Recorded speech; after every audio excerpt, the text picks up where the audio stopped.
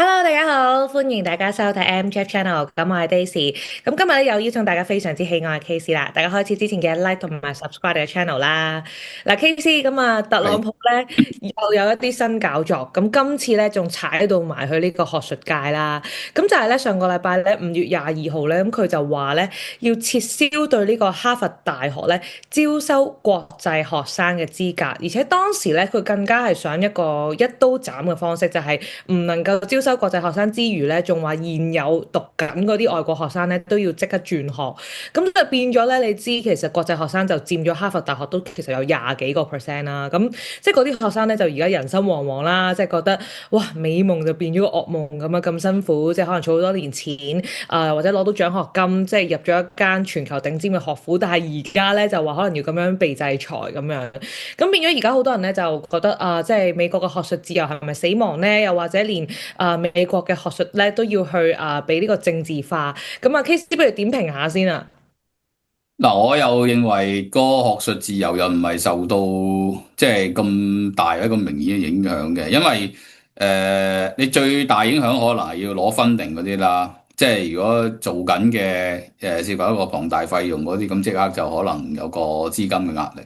咁但嗯係即係一間咁出名咁悠久嘅學府，其實佢有好大程度上嗰個資金咧，就可以有一啲舊生嘅捐獻啊等等，又或者佢自己本身已經有一個龐大嘅儲備喺後邊。咁你話即時就影響就唔係咁大嘅。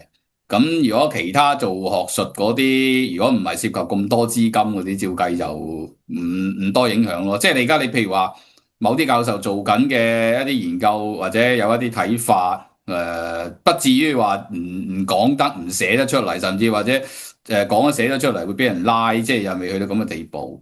咁但係咧呢種咁樣嘅即係比較粗暴嘅手法，去企圖摧毀一間學校，用即係初初就話截佢嗰個資金來源啦。你截下，而家直頭去到一個位係Visa 都收翻，然後一竹篙打船人咁趕客咧，呢個就真係比較離譜嘅。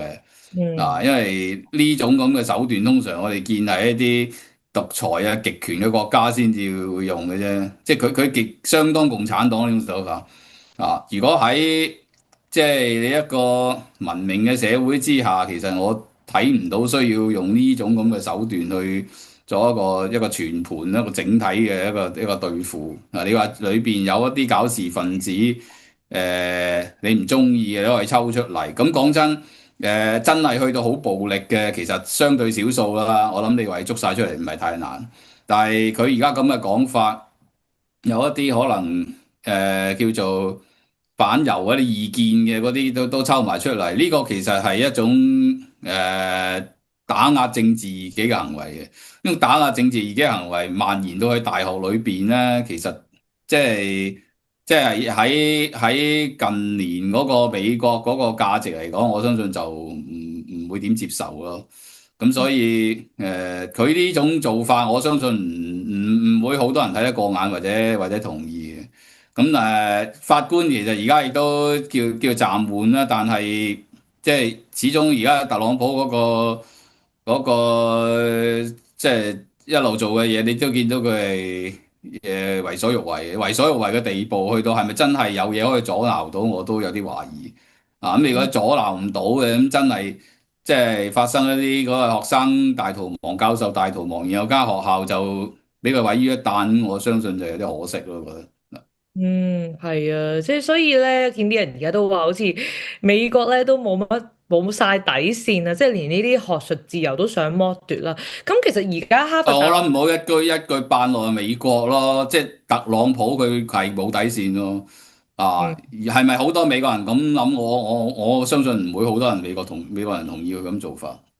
係，咁但係而家哈佛就第一間啦，即係雖然而家呢一刻就暫時好似暫停咗啫，咁但係如果即係嚟緊，你覺得佢會唔會即係只會更加多？你知美國好多頂尖學府啊嘛，即係只會更加多都會受牽連啦，係咪咧？一啲啲啦，咁有啲當然就可能個政治色彩冇咁重嘅，即係間間學校個校風會有啲唔同啦。等於以前香港咁樣，你唔同大學咁係嘛，即係或者上街抗爭嗰個程度都有異啦，唔係間間都咁積極嘅。咁你相對積極啲嗰啲，可能牙煙啲咯，係嘛？即係大學其實我理解呢幾十年嚟都係咁噶啦，或者呢100年嚟，其實好多啲新嘅思想上嘅解放啊，甚至係表達出嚟啊，有行動啊、抗爭啊，呢啲某程度上都會發生嘅。咁但係即係我會話，只要佢唔係去到一個暴力或者明顯犯法嘅地步，其實你未必太需要用一個咁毒辣嘅手段去摧毀間學校咯。即係如果你大學裏邊呢啲嘢連討論啊，或者係叫做某程度上話去到強烈表達出嚟都唔得嘅時候，咁我學府啊，仲有咩意思啫？係咪先？咁所以佢呢種咁嘅做法，其實佢本人嚟講，一定係學術嘅倒退。咁但係對成個美國嚟講，我相信就未必話真係構成一個十分之大嘅影響嘅，因為你唔通真係夠膽將所有美國嗰啲高等學府，尤其是 top 嗰啲咁都咁樣冚唪唥咁摧毀？我相信佢做唔出呢樣嘢。佢真係咁樣做嘅話，佢個政治前途都好牙煙啊！咁當然你摧毀一間其實都係多咁。我我會認為，即係喺咁樣嘅高壓之下，反而啲教授啊、學生嗰啲就真係會可能挺起反抗，個腰骨更加硬。個結果就係未必係真係個個會退縮嘅，反而會更加去珍惜同捍衛呢個學術嘅自由咯。所有新開戶嘅朋友仔咧，首入金咧，我哋都係送50%嘅贈金俾大家嘅，咁所以大家千祈唔好錯過最近呢個新嘅優惠啦。但係即係畢竟佢而家咁樣啦，即係都會令到好多人好卻步噶嘛。即係如果未考入去或者想考入去嘅人，即係你唔知佢未來1、2年會唔會有啲咩搞作噶嘛。即係變咗而家我睇新聞就係話好多譬如英國啊嗰啲，即係更加即係其他嗰啲咩，譬如常春藤啊嗰啲，即係會想向哈佛大學嗰啲招手啊，即係想招佢哋嗰啲尖子過去。咁變咗會唔會即係都一定好影響嗰個嚟緊嗰啲入學率啦，係嘛？即係佢而家咁樣嘅搞作嘅話，我諗嗱，一陣陣講啦。如果海外學生，尤其是大陸嗰類咁樣咧，佢未必係入去搞事嘅，即係純粹係貪個名，真係入到間好 top 嘅，咁係寫落個 CV 就好睇，即係一種買賣嚟嘅啫。咁呢啲其實呢啲學生，我會話相對嚟講安全嘅。咁當然你唔排除中間都有啲係共產黨滲透入去立啲嘢翻嚟。咁但係可能一小撮非常少咯。譬如以前都聽過一啲個別啲教授啊，或者一啲博士後可能做緊啲咁嘅嘢。咁但係其實我相信絕對唔多啊。咁如果你即係一般係講緊學本科嘅 undergrad 翻學嘅嗰啲，咁你做到啲乜嘢啫？係咪先？即係呢啲真係純粹俾錢買學位，或者即係真係叻嘅走去係想出人頭地，係咁嗰啲啫嘛。咁所以呢一陣其實我覺得無辜啲咯。咁你如果話其他嗰啲咧，即係有一啲可能中東過嚟嘅激進啲嗰啲，咁但係你喺批 visa 嗰陣時，即係入境嗰下，其實都有個把關喺度噶啦。又唔係太有必要即係做到咁強硬。咁你其他學校可以招手嘅，但係畢竟哈佛即係你睇下 QS ranking 佢排第二啊嘛。咁你話真係你要揾一間可以即係咁上下 comparable 嗰啲，咁你都難啦。譬如你雖然而家香港係嘛，港大啊、科大嗰啲入晒手，咁但係你畢竟你都係排到幾十，即係你嘅幾十同排第二嗰個都冇得比啦，即係爭好遠嘅，10名都入10甲都不入。咁你所以人哋都好明顯諗都唔使諗嘅，都唔會過嚟噶啦。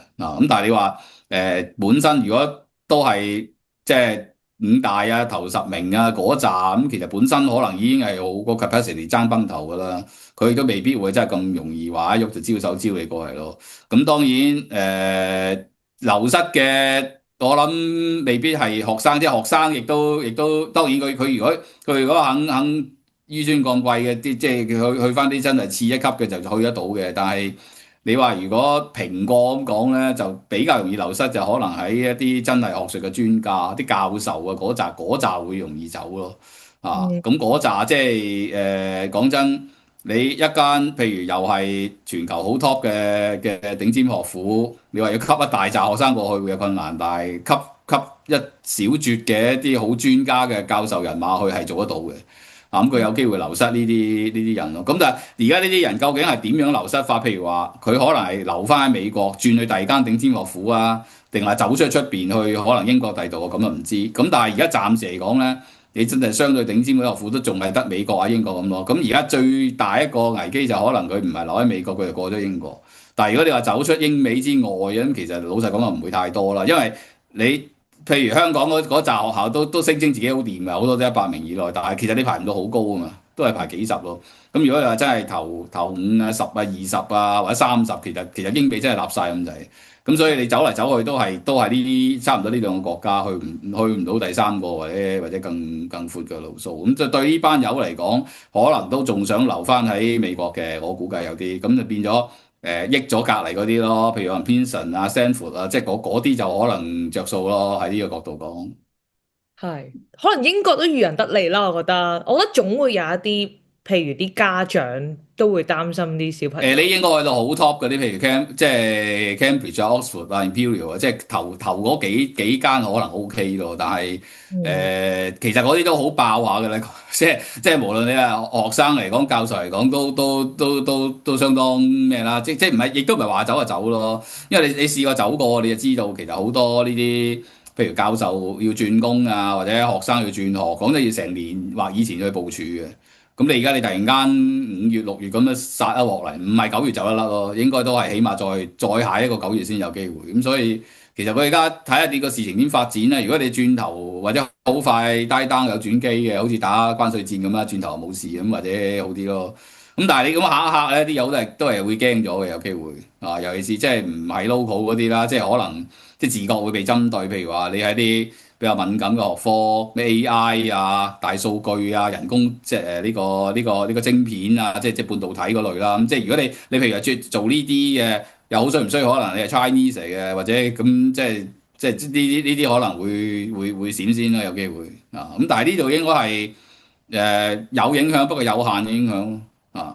嗯，咁但係覺得你其實你即係如果你分析，你覺得佢今次最主要其實背後有咩，即係算係有啲乜嘢政治部署咧？今次呢？港冇其實係延續翻佢成套嘢，佢成套嘢基本上都係排外啫嘛，即係個大美主義對所有其他種族膚色嗰啲，其實你見佢一嚟就趕走啲非法移民，即係喺佢眼中其實即係只有真係佢嗰個年代都喺美國出世嘅嗰啲白人先叫佢美國人咯，其他嗰啲其實好多都睇唔上眼嘅，覺得係。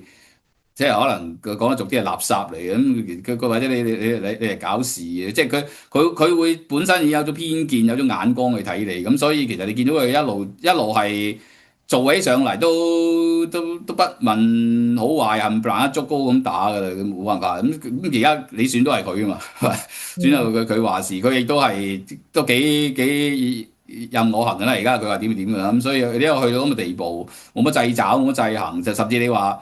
用司法啊，即係或者法庭個層面，其實都唔係好難到佢嘅。咁你而家呢個咁嘅方向，你睇下點咯？睇下呢4年係咪真係有啲好即係深遠嘅嘢做得出嚟？如果係嘅話，可能即係對美國長遠嚟講都有影響。咁但係我暫時嚟講都仲傾向相信個制度都仲係 work 嘅。即係呢4年咪任佢點玩咯。但係你玩飽之後，即係你亦都唔係太容易將呢啲嘢帶到到下一個4年。咁大家咪喺度捱，喺度忍咯。即係如果你係受害嘅一群，或者即係被剝削嘅一群嘅話，係啊，所以好多人都話，其實呢4年大家嘅方法就係諗下點樣同佢鬥長命啊！即係唔知佢下一個範疇又會搞着邊一屆噶嘛？即係而家就搞學術界咁樣。不過其實佢或者未必真係好搞到好大，或者真係想搞死佢。但係即係等於好似之前嗰劑關稅戰咁，你搞一搞啲嘢亂咗，一亂咗嘅時候，個秩序就咩㗎啦，就冇咗㗎啦。咁佢跟住連串嗰啲後遺症有啲影響喺度咯。即係實際上唔見得有咩得益啦，咁搞法。咁但係搞完之後，即係究竟美國有幾強大咗啲乜嘢咧？咁我喺呢件事我完全睇唔到。嗯，好啦，咁今日又多謝 KC 幫我哋做咗個議題分析。咁如果大家有乜嘢想討論嘅議題，又記得下邊留言俾我哋啦。咁下次再同 KC 同大家討論。咁啊，下次再見啦，好。拜。